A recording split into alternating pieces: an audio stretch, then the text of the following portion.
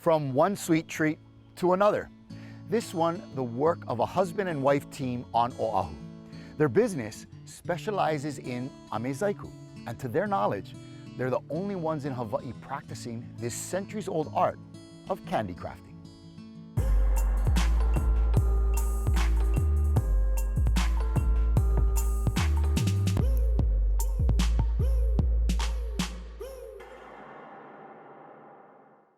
Hi, I'm Nathan.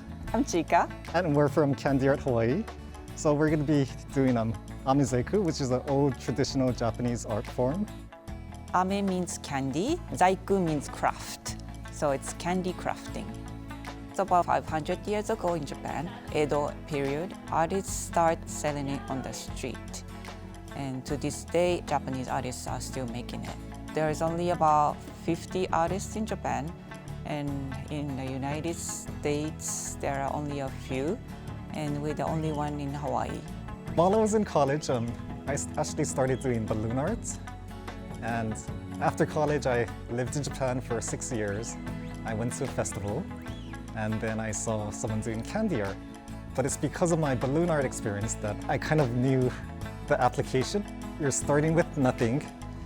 You take 2 or 3 minutes to create something, and then you can give it to a child. You can see their smile, it just makes you happy to do. It was really difficult in finding someone to teach me because, of course, I'm a foreigner in Japan. So I probably got rejected, 5 or 6 times by randomly, trying to contact different artists to teach me. But we did find one artist, Ishiwari Sensei, out of Osaka, and he was the one that kind of helped me get started. When you first start doing candy, it is very difficult to do because the candy is very hot, so it's kind of like fresh cooked rice coming right out of the rice cooker. You will burn your fingers. So the first time that you do it, after 15 minutes, your fingers will be so burnt and you'll actually have blisters. So probably like the first 6 months or so, you're just trying to touch the candy. It does take a lot of patience and perseverance. The other hard part is once you start making it, even though the candy is hot, it cools down quickly. So you have like 2 minutes to really shape and cut the candy. That's the difficult part where you have to work quick, you have one shot. If you make a mistake, you have to start over. It's hard to fix it.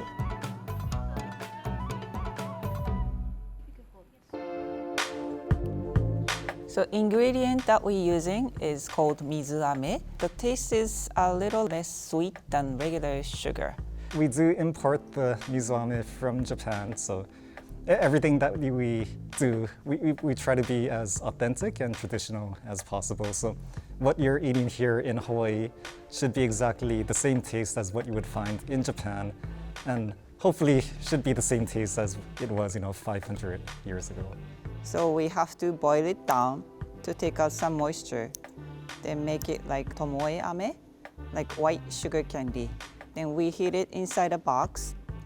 Heat it, takes 2 hours to melt it down.